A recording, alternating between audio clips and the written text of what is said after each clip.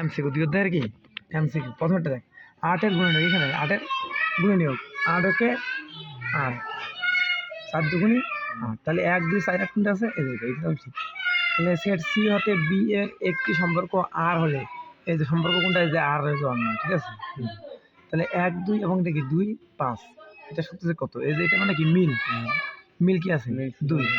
তাই একটা সংখ্যা যেহেতু হয় 2 এর উপর 1 কত 2 তাহলে এর উপাদান কাটা 2টা আপনি এখানে তো আছে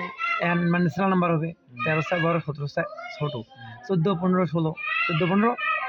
14 15 16 মৌলিক সংখ্যা তো 13 কি হবে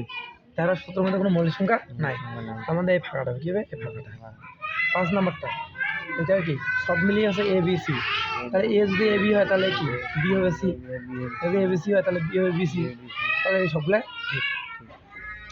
এটা কি এই দুটো গুণ করলে একটা সম্পর্ক অন্য এটা ঠিক আছে।